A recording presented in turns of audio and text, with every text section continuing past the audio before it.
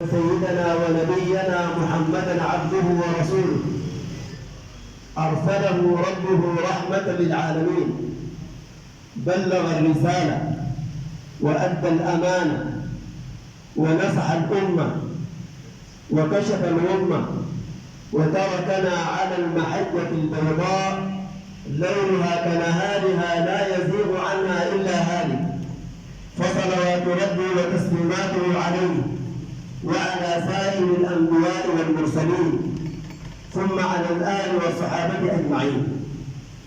ثم أما بعد، بكل مقاماتكم الصالح، فنحن اليوم نبتدئ أولى الاحتفالات بمولده عليه الصلاة والسلام، إذ نرحب بشاب من شباب الإسلام وعالم من أعلام الأمة، فهو شاب درس في كلية القرآن الكريم، جامعة القرآن الكريم، كلية القرآن الكريم، نال بها الماجستير والدكتوراه، وهو الشيخ سفيان الخنجر. فأهلا ومرحبا بك، وأنت تدعو إلى الله سبحانه وتعالى وتجوب بعلمك جميع أصحاب العاقبة، فنحن نرحب بك أيما ترحب، نرحب بك وبوفدك الميمون، نرحب بك وأنت تبتدئ لنا اليوم أولى الاحتفالات بمولد المصطفى عليه الصلاة والسلام.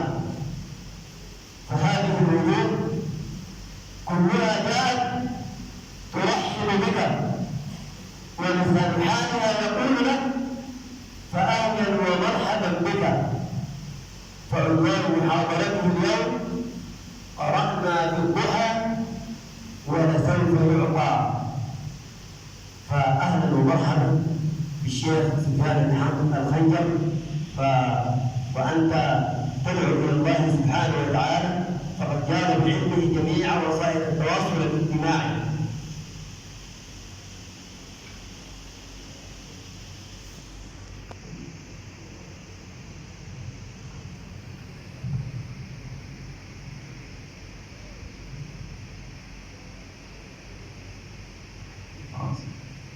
بسم الله الرحمن الرحيم. الحمد لله رب العالمين، والعاقبة للمتقين ولا عدوان إلا على الظالمين، وصلاة وسلاما دائمين متلازمين يليقان بمقام أمين الأنبياء والمرسلين. وهو الذي بلغ العلا بكماله وكشف الدنيا بجماله، عظمت جميع خصاله. صلوا على النبي المصطفى وآله. صلى عليك الله يا علم الهدى ويا مجيب الصدى ويا حبيب الحق ويا سيد الخلق، يا من كنت بين الشباب رجلا وبين الرجال بطلا وبين الأبطال مثلا، وعلى آلك وأصحابك وذريتك المبارك والمعتفين الأثر.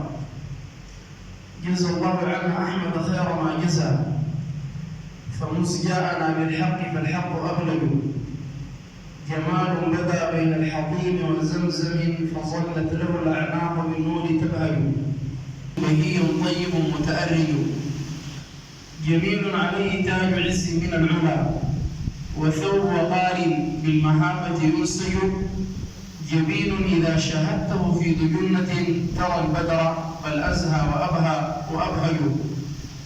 جميع الأنبياء والرسل تحت لوائه، ومن ذا له عن جاه أحمد مخرج، جواد إذا أعطاك أغناك جوده، بحار الندى من كفه تتموج. جهرت بمدح فيه لا متليلي، ومن يمدح المحبوب لا يتلجلج. إن من أحب أبا بكر فقد أقام الدين، ومن أحب عمر فقد أوضح السبيل، ومن أحب عثمان فقد استضاء بنور الله، ومن أحب عليا فقد استمسك بالعروة الوثقى لا انفصام لها. ومن أحب الصحابة جميعا فقد برئ من النفاق، ألا لا إيمان لمن لا محبة له. أما بعد، الجمع الكريم داخل مسجد القدر العتيق، السلام عليكم ورحمة الله تعالى وبركاته. التهنئة الحارة من أعماقنا لكم بحلول شهر ربيع الأول وميلاد المصطفى صلى الله عليه وسلم. والحقيقة هذا المسجد المبارك عودنا أهله والقائمون على أمره بالاحتفالات ذات اللونية والطعم والرائحة، وذلك للتنسيق والترابط والوجدان والصفاء الذي بين أهل هذا المسجد، وهو يكون منعكس في احتفالاتهم واحتفائهم برسول الله صلى الله عليه وسلم. فبلسان حالكم جميعا نقول كما قال البصيري في الهمزية: حيث جبريل في السماوات مجد يعلن البشرى بولادة أحمد، سمعت أمه أن يبشري بمحمد، وتوالت بشرى الهواتف وأن قد ولد المصطفى وحق الهناوي. وهكذا أهل السودان احتفالاتهم برسول الله مستمرة. ومن الأشياء الجميلة المتجذرة في مجتمعنا السوداني بأن الزفة للميلاد أصبحت معممة. قديما المتابع والمتأمل الناس عندهم زفة واحدة اللي هي زفة أهلنا في أم درمان، تبدأ من ودروباوي وتنتهي بميدان الخليفة. ولكن الناس لما علموا يقينا بأن رخاءهم وأمنهم واستقرارهم في اهتمامهم بهذه المجالس المباركة، جعل الناس في الأحياء وفي العواصم المحليات الكل يقيم زفة يجوبون فيها الطرقات والشوارع ويهتفون بها رافعين أصواتهم بالصلاة على رسول الله صلى الله عليه وسلم.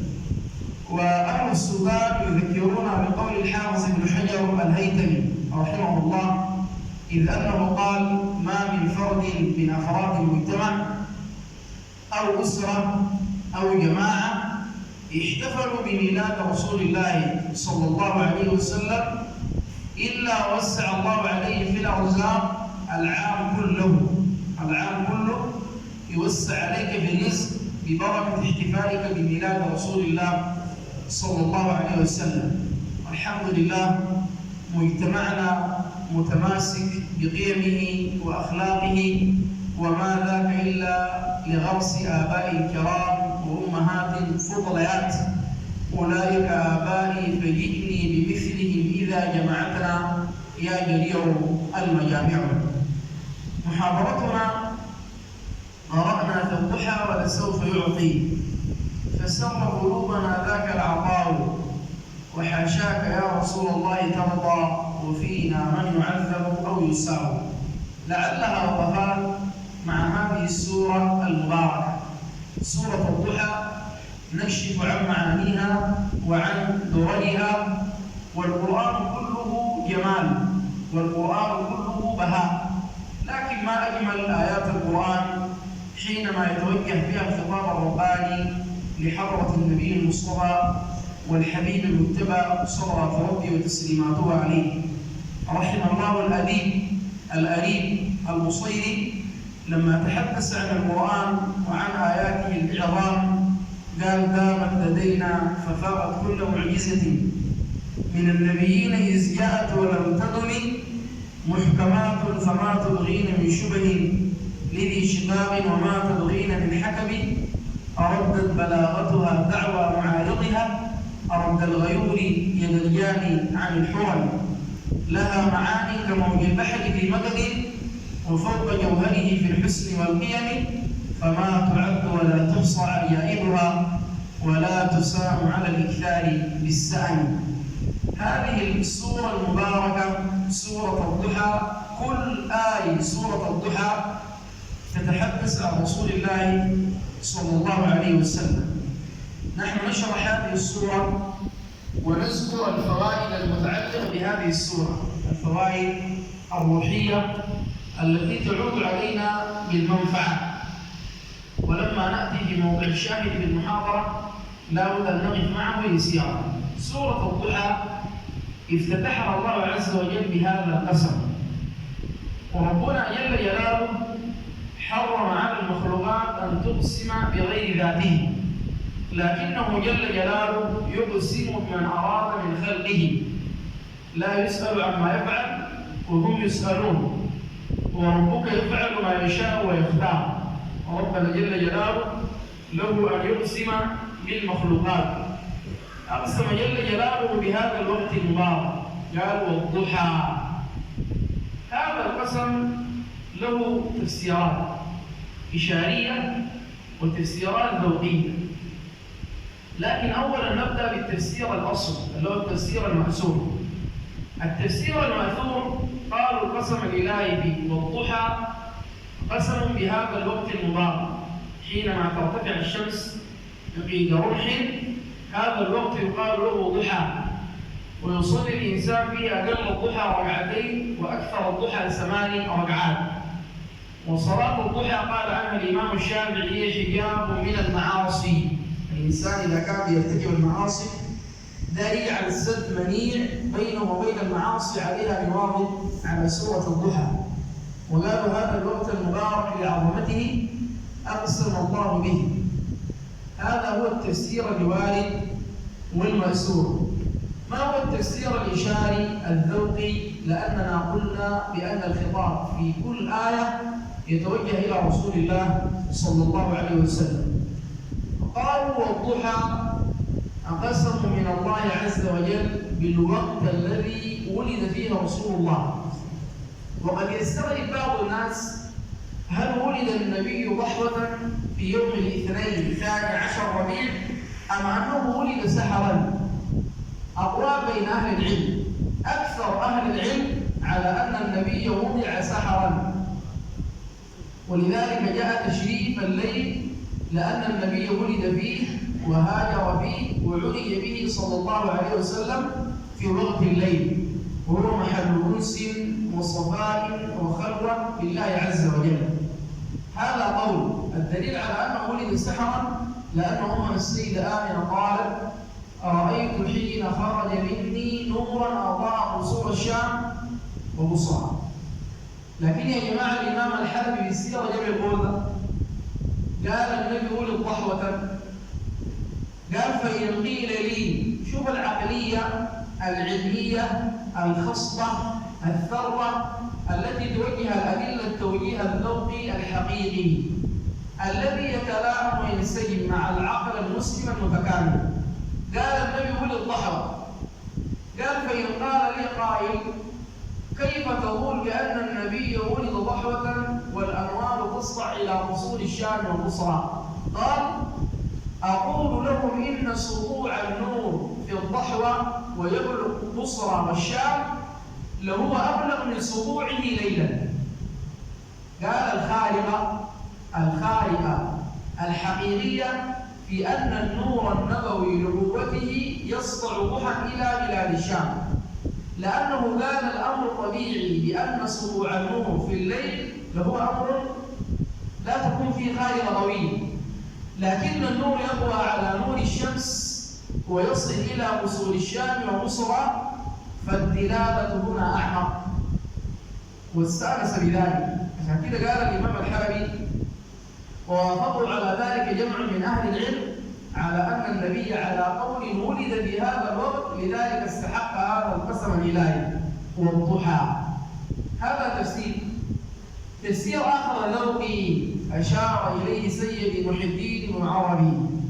ودائما ما نقول في مجالسنا بأن أرباب المعرفة لما يفسرون آية القرآن يختلفون عن غيره، لأنهم ذاقوا من راح القرآن ومن أنسه، ورأوا بأنه ما من آية في القرآن إلا وفيها عين جارية من العلوم. عشان كده تفسير القرآن يختلف.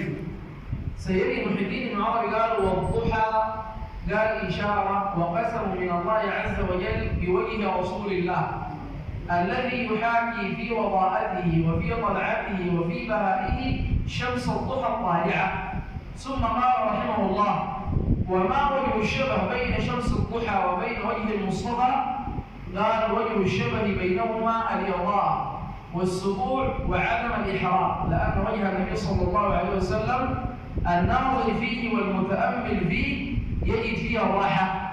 كذلك شمس الضحى لما تكون طالعة بتكون خالية من الشعاع، ما بتأثر على روح الإنسان. فوجه الشبه بين وجه النبي وبين الشمس الطالعة السطوع. لذلك بعض شعرائنا في المديح الداري، ما المديح الفصيح، بيتكلم عن المعنى ده. قال عن ذات رسول الله: في الجمال ما خلى شيء، شمس الضحى طلعت وشي، يصبي يدلل بالشي، إن شفت ايده تلشي. ما كلام يا جماعه؟ قال في الجمال ما خلى شيء، شمس الضحى طلعت وشي، يصبي. الصبيه دي الغزال، لانه الصبيه دائما بتفاخر بعنقها الباهي الزاهي الطاهر.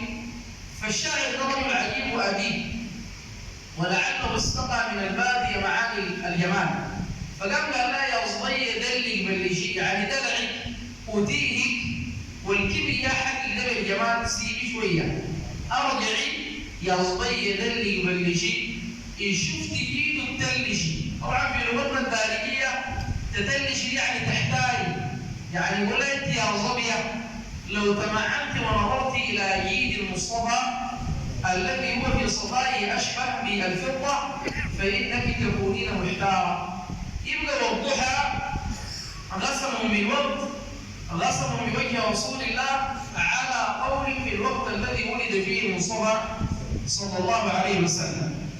ثم ان الله عز وجل اردف هذا القسم بقسم اخر: والضحى والليل اذا سجى. كذلك المسألة لنا تفسيرين. التفسير الذي ورد بالمأسور: هذا قسم من الله عز وجل بالوقت المبارك، وقت الليل الذي هو محل الصلاة والأنس. ويا جماعة الأنبياء جميعا أكرموا في هذا الوقت المبارك، وقت الليل. ربنا يقول لسيدنا نوح عليه السلام: فأسر بأهلك ببضع من الليل. يقول: إلا آل لوط نجيناهم بسحر كانوا قليلا من الليل ما يهجعون. وكان سيدنا السري السرطي يقول: من لا حظ له من قيام الليل لا حظ له من السر، ولا حظ له من البركه، ولا حظ له من الصلاح.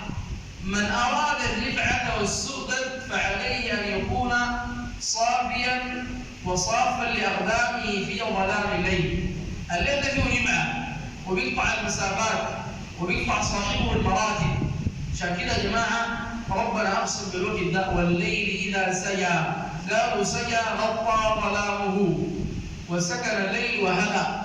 وبذلك يقوم العاكفون والمتعبدون والمشمرون: ان لله عبادا ذكروا الله فذكرهم، ويحبهم ويحبونه، ويشتاق اليهم ويشتاقون اليه.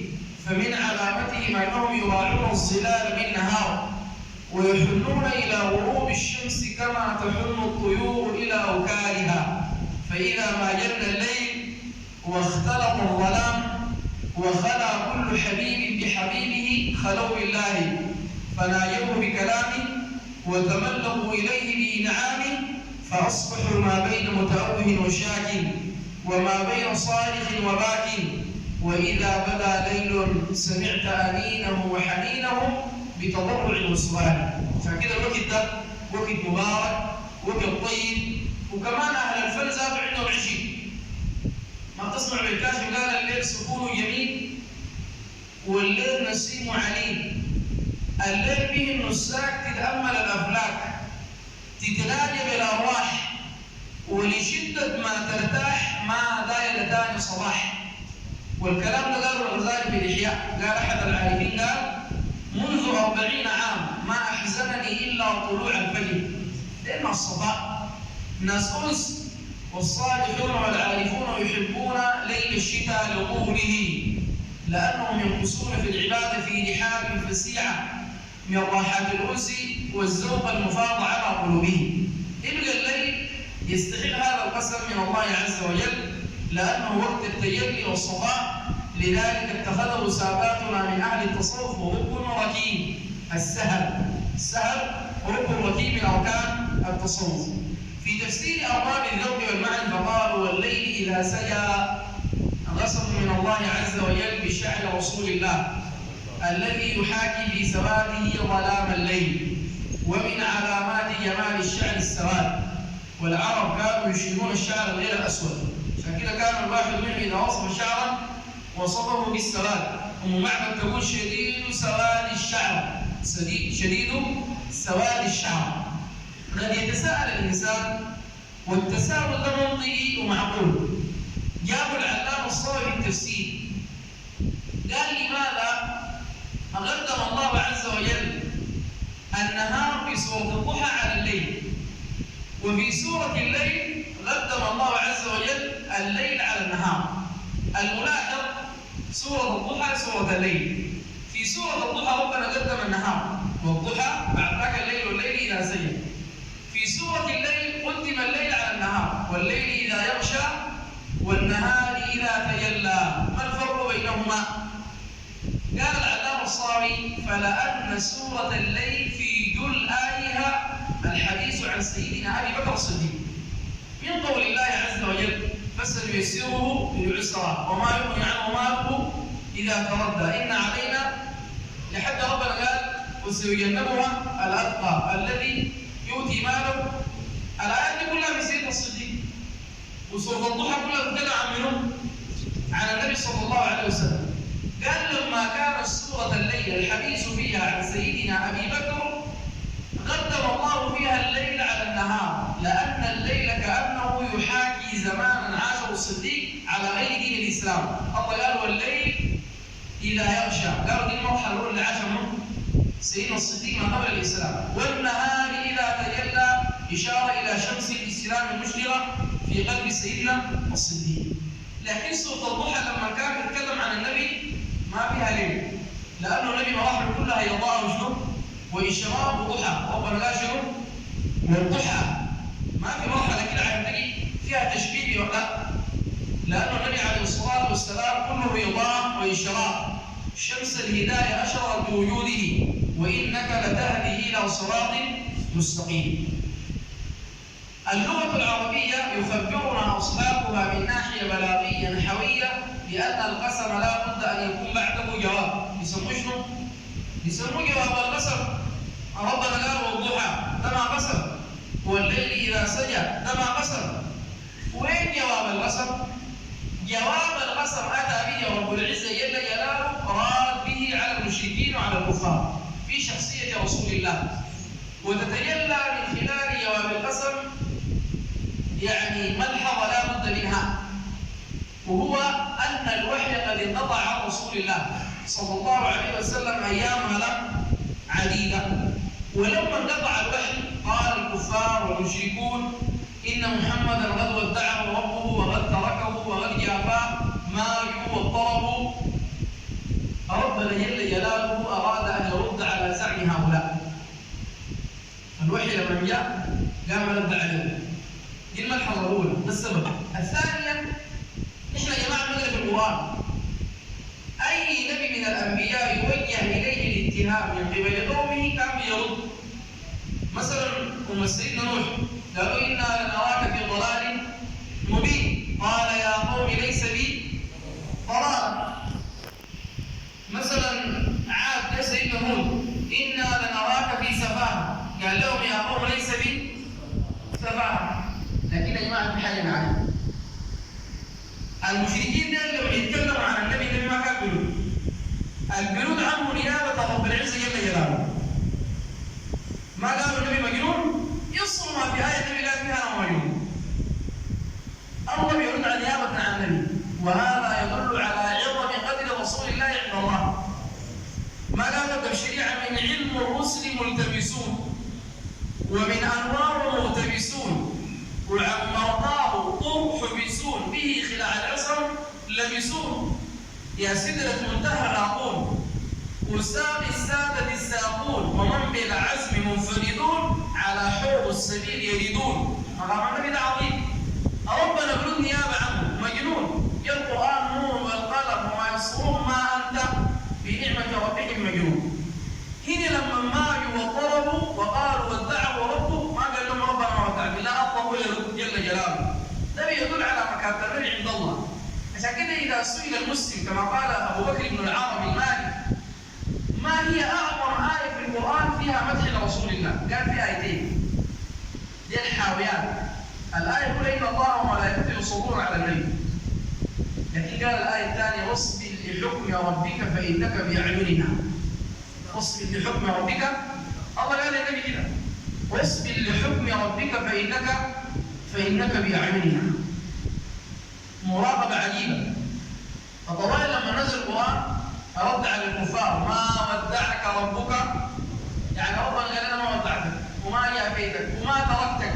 قالوا سيدنا جبرائيل لما جاء عيد ونزل على رسول الله بعد أن فتر عنه الوحي قال له رسول الله يا جبرائيل جئتني بعد أن اشتقت إليك.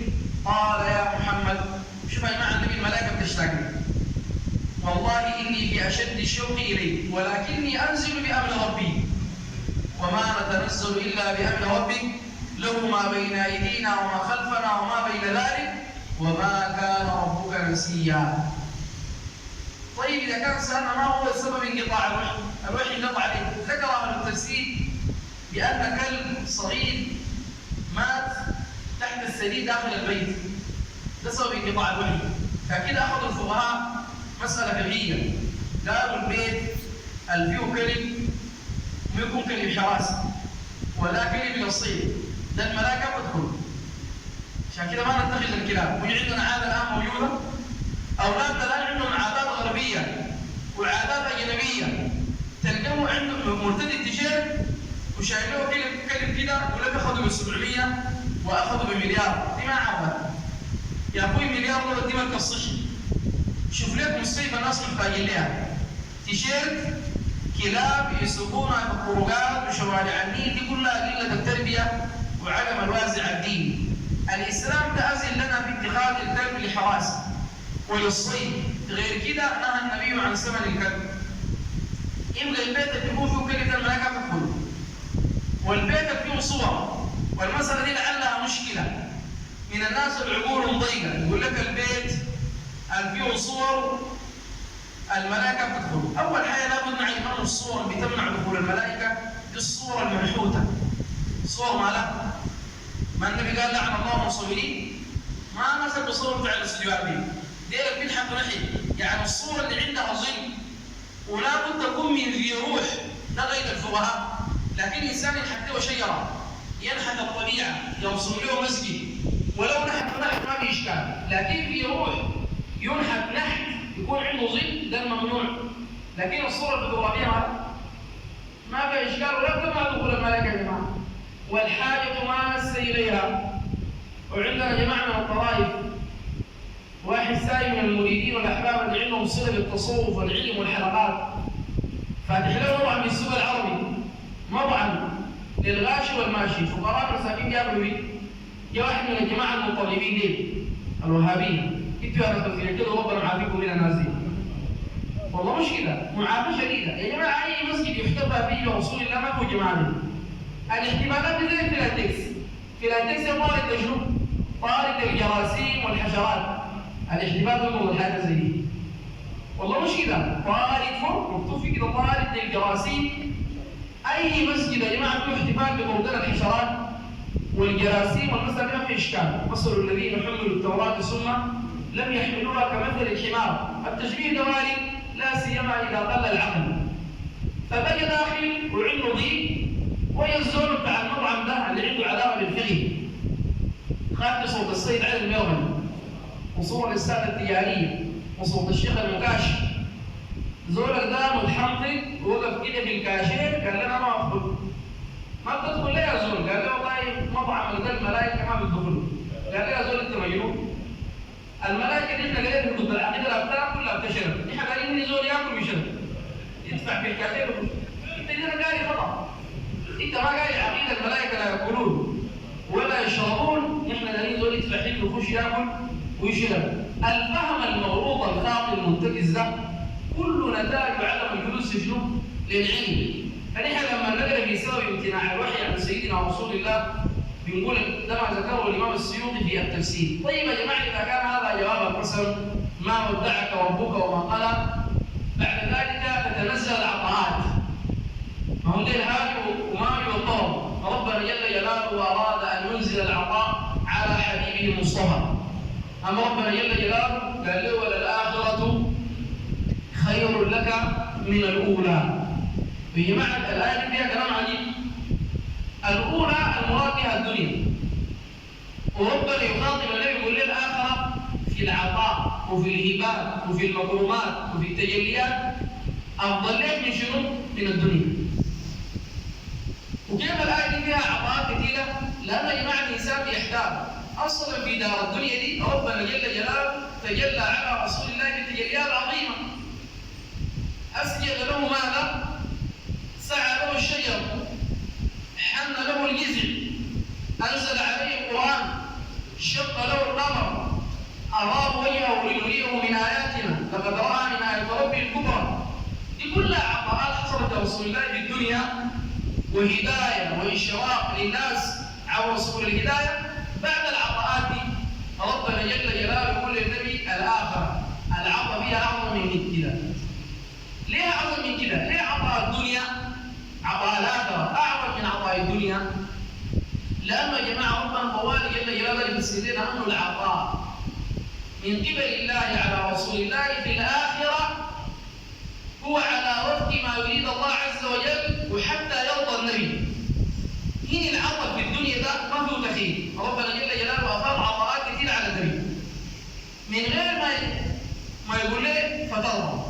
ده عطاء الدنيا. لكن يا جماعة العطاء الأخروي ربنا قال لك شنو؟ ولسوف يعطيك ربك.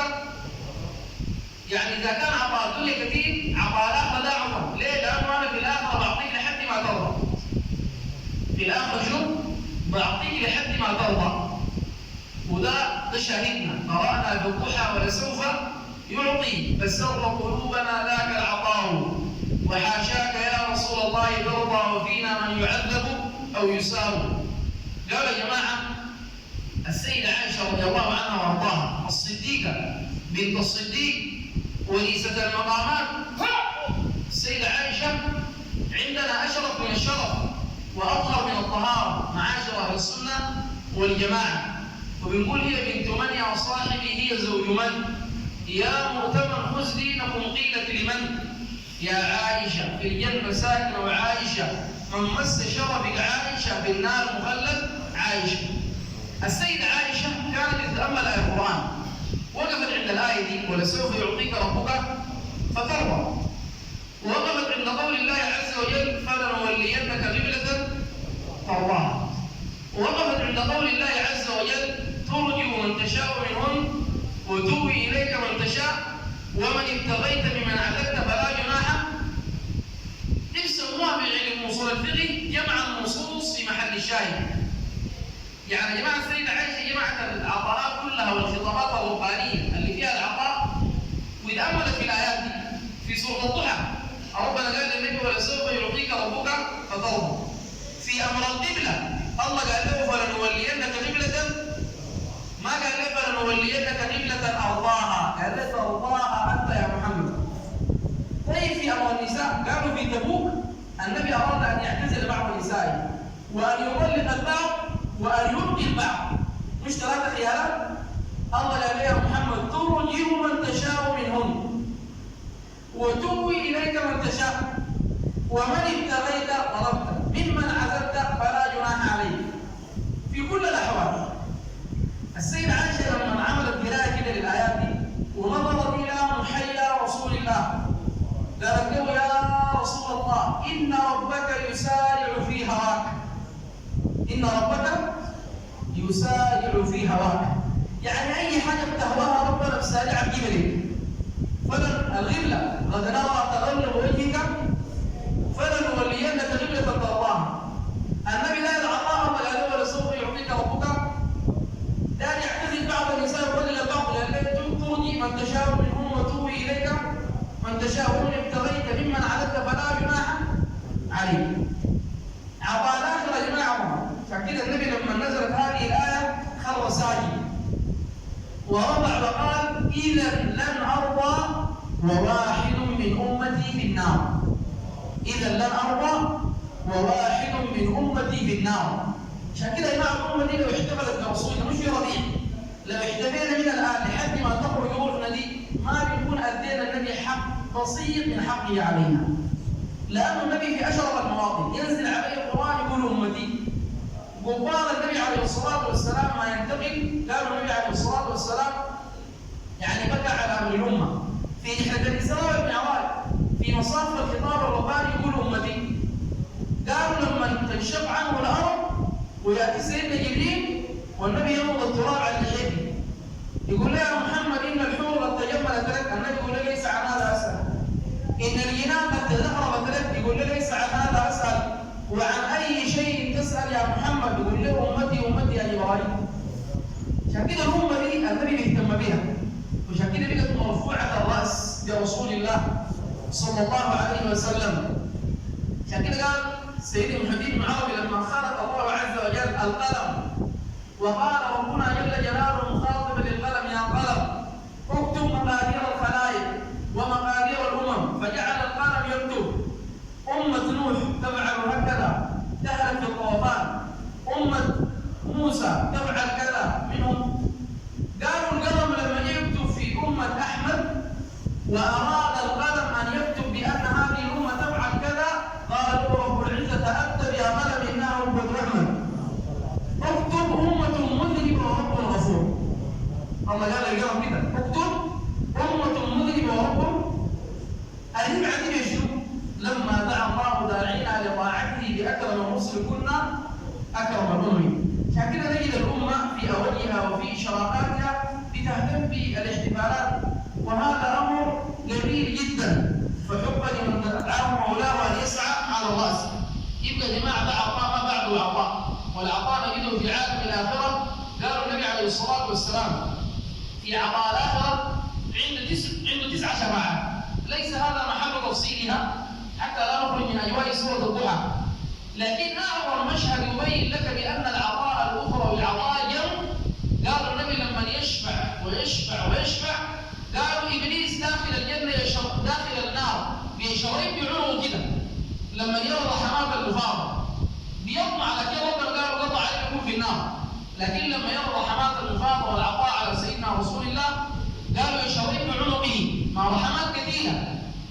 وقالوا في حديث الطبراني الله جل جلاله لما يرى النبي عليه الصلاة والسلام يدعو ويهتم بالأمة ربنا يقول لي يا محمد لو شئت أوكلت إليك أمر أمتي حاسب أمتك ودخلهم الجنة. لكن النبي قال أدبني ربي فأحسن تأديبي. يرجع العطاء إلى صاحب العطاء يقول لي يا رب أنت أعلم وأرحم بهم مني. أنت أرحم ما دعاء ابتهال عطاء. يقول لي لو شئت أوكلت إليك أمر أمة حاسب أمتك. يقول لي أنت أرحم بهم مني ولسوف يعطيك ربك فترضى.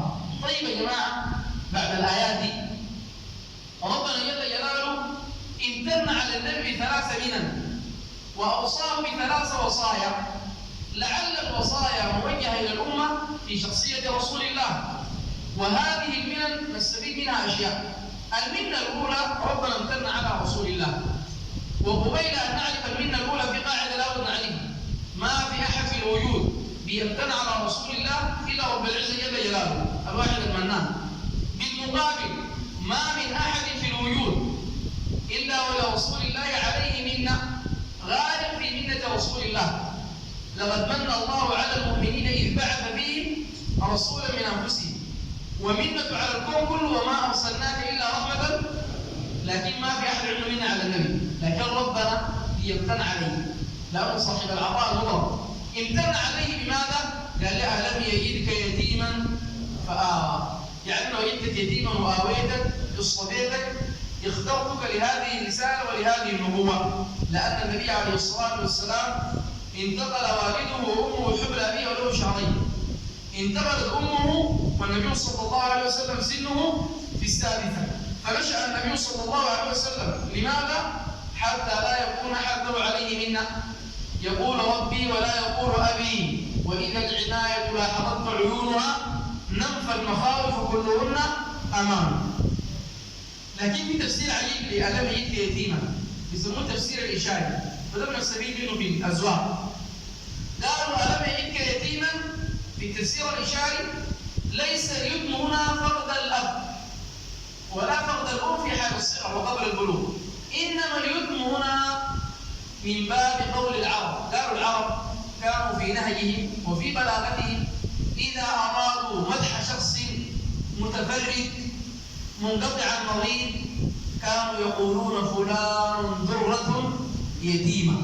يقولوا معروف فلان درة يتيمة، فلان الدرة اليتيمة معناها فريد ما بيشبه غرام منفرد عنه في الخد وفي الخلق. قالوا الآية دي على منوال ما يقول العرب فلان درة يتيمة.